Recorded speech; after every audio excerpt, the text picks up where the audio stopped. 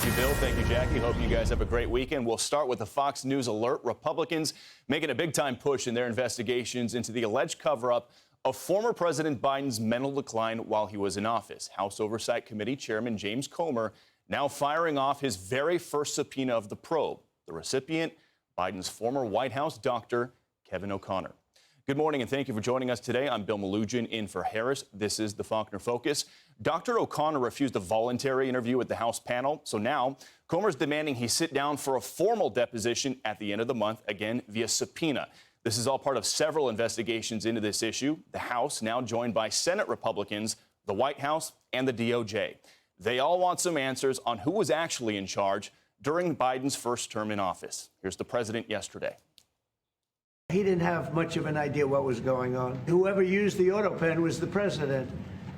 And that is wrong, it's illegal, it's so bad, and it's so disrespectful to our country. I think it's the biggest scandal maybe in the last 100 years in this country.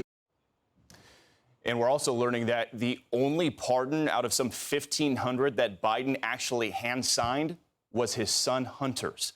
In the meantime, Republican Senator John Cornyn says he tried to get congressional testimony from journalists Jake Tapper and Alex Thompson. The two of them apparently declined to cooperate, though, despite their new book dramatically highlighting the White House's cover-up of Joe Biden's decline. Justice correspondent David Spunt tracking this story and a whole lot more for us. He is joining us live from D.C. this morning. Hi, David. Hi, Bill. In the House investigation, House Oversight Chairman James Comer wants Dr. Kevin O'Connor, the former White House doctor, to come in for that formal deposition on June 27th, after Comer says Dr. O'Connor just refused to cooperate, as you say, with a voluntary interview. Chairman Comer wrote to O'Connor, quote, "Given your connections with the Biden family, the committee sought to understand if you contributed to an effort to hide former President Biden's fitness to serve from the American people." But, Bill, Democrats don't seem worried. Listen.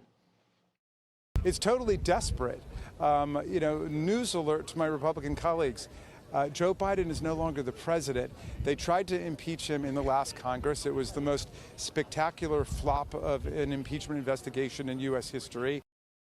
Now, the investigation on Capitol Hill just won, another coming directly from the Oval Office. The president handed this hot potato to Attorney General Pam Bondi in a very public and direct way through a presidential memo released earlier this week for the world to see. Now, relating to this auto pen, presidents have used auto pens for decades to sign letters, pardons, proclamations, and other official documents.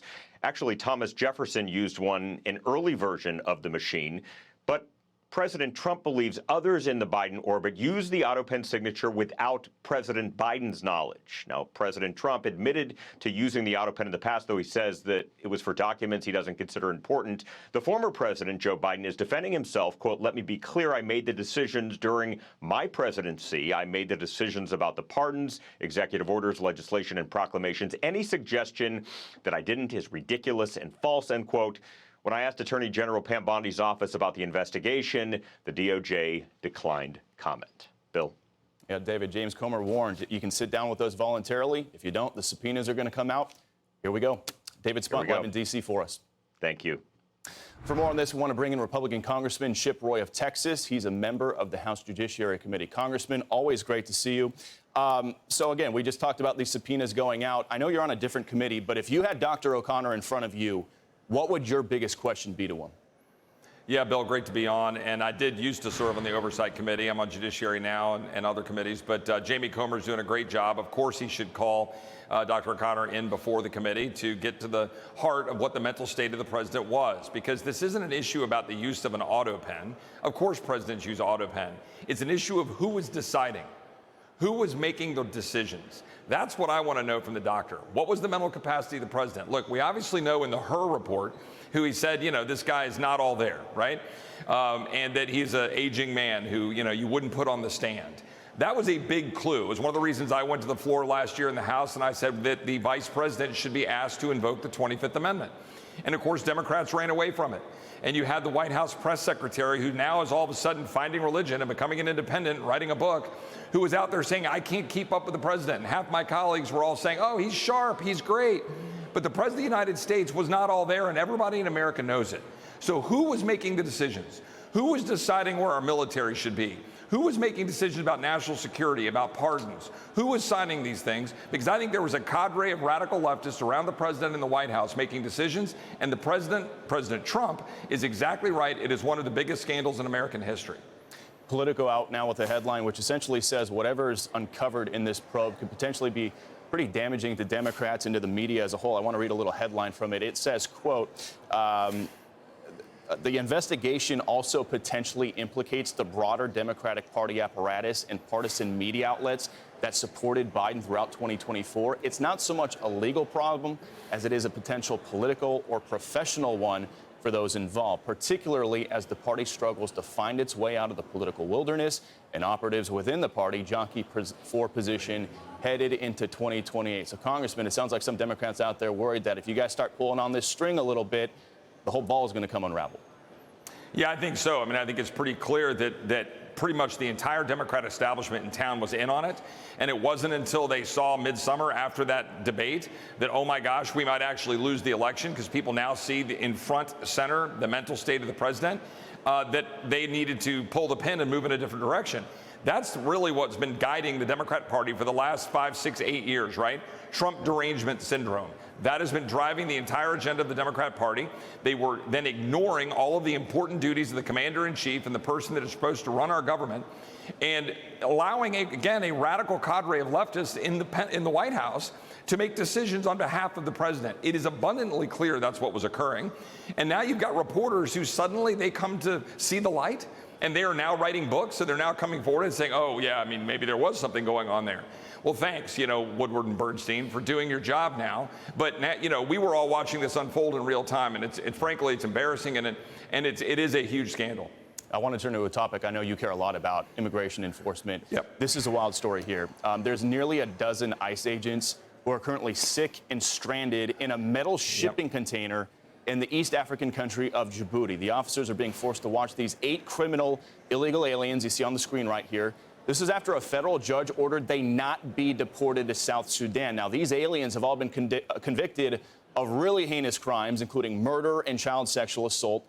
The U.S. military base where these ICE agents are stuck in, really, really dangerous. On top of temperatures being over 100 degrees, the officers and the detainees are sick. They're at risk of getting malaria. On top of that, they're facing possible rocket attacks from Houthi terrorists in nearby Yemen.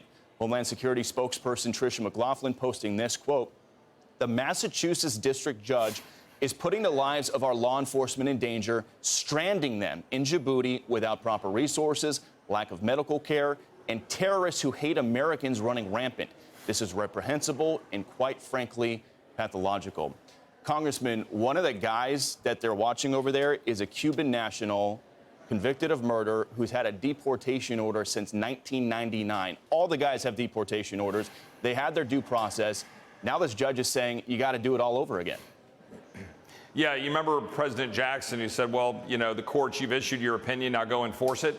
I think we ought to be sending this federal judge from Massachusetts straight over to Djibouti and say, look, you deal with these violent criminals. You deal with the heat. You deal with the missiles that are flying in and dealing with what's going on with the Houthis. We are putting our ICE agents in danger to go deal with these violent criminals who the previous administration doesn't really care to make sure that we're keeping out of the streets and keeping out of our country. And now you've got a liberal judge, a radical judge, who's endangering them by trying to insert himself into the middle of what is clearly an executive function, to say we've got these dangerous people and they need to be sent home, and that or sent wherever, sent out of our country. And so I want these judges to have to step up. They issue their orders. They sit behind their desk with a pen. Like, make this judge have to go over to Djibouti and go check out what he's forcing these ICE agents to do so that he can go feel good about himself at cocktail parties in frickin' Boston. With the ICE agents here in the U.S., they're really, really starting to crank up their arrest numbers. They actually broke their single-day arrest records for illegal aliens on back-to-back days this week. That would be Wednesday and Tuesday. More than 2,000 arrests on each day. This all coming after the White House pushed the agency to pick up the pace. They want 3,000 a day.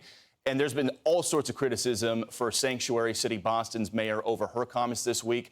Here's the acting ICE director responding to her. Take a listen. It's outright disgusting. What Mayor Wu said is completely disgusting. She actually compared us to a neo-Nazi group. While they may not like it, what the men and women of ICE are doing in Massachusetts and all over this country is making communities safer. And in case anybody missed it, Boston's Mayor Michelle Wu essentially equated ICE to the Nazis. The mayor had the opportunity to walk back her remarks, but she didn't. I don't know of any police department that routinely wears masks.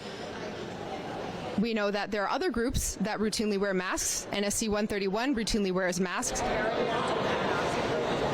What I said is that Boston Police and no police department that I know of at the local level routinely wears masks. So many on the left and Democrats hitting ICE agents for concealing their identities. They're getting death threats. They're being doxxed. Here's the House Minority Leader. Every single ICE agent who's engaged in this aggressive overreach and are trying to hide their identities from the American people will be unsuccessful in doing that. This is America. This is not the Soviet Union. And every single one of them, no matter what it takes, no matter how long it takes, will of course be identified. And House Speaker Mike Johnson just this morning, pretty fired up about all this. Take a listen. From the people who mandated mask wearing for years in America, it's absurd. They need to back off of ICE and respect our agents and stop protesting against them. You're okay with these agents sort of not identifying themselves when they're arresting migrants? Why? So that they can target them? So they can put their names and faces online and dox them? That's what these activists do. Congressman, I know that was a big lead up to you there. Want to get your thoughts on this. I've been with ICE a bunch of times. They're going out and arresting murderers, child rapists, fentanyl traffickers, and the thanks they're getting is to be called Nazis and say they're all going to be doxxed. Your reaction? This is the Democrat Party that wants to say they back the blue. This is their examples of how they back the blue and back our law enforcement community. You know, Mayor Wu and Speaker, or I should say the Minority Leader, Hakeem Jeffries, you know, they were the chief proponents of everybody in America having to wear masks. Every child in America having to sit out in the cold during school wearing masks with pseudoscience that had no basis in reality. And now they want to say to ICE agents, oh, guys, you can't, you know, hide your identity so that you're not being targeted by cartel members and gang members and the violent criminals that Biden and all of their Democratic cronies led into the United States. Again, like that federal judge, I'd like to see Mayor Wu or I'd like to see, Leader Jeffries. Why don't you go out? Why don't you go out and find these dangerous individuals? Why don't you do it without masks? And then you see what happens when they're targeting you and your families. When I was in the U.S. Attorney's Office, I had to work with the FBI. I had to work with CBP and ICE. I had to work with our law enforcement community to try to stop the dangerous people who are coming into the United States. And that was 15 years ago, before the radical policies of Joe Biden and these radical Democrats who've endangered Americans by putting these people on our streets. I think we should stand with ICE. They're doing what they should do to protect their folks. And by the way, they're doing that while they're getting put in danger by this, federal judge in Massachusetts saying you got to go sit in Djibouti getting missiles fired at you so that guy can feel good about himself. Yeah, it's interesting. We always hear these politicians say nobody's above the rule of law, but that thinking apparently doesn't apply to immigration law. Congressman Chip Roy, thank you for your time. Always great to see you, my friend.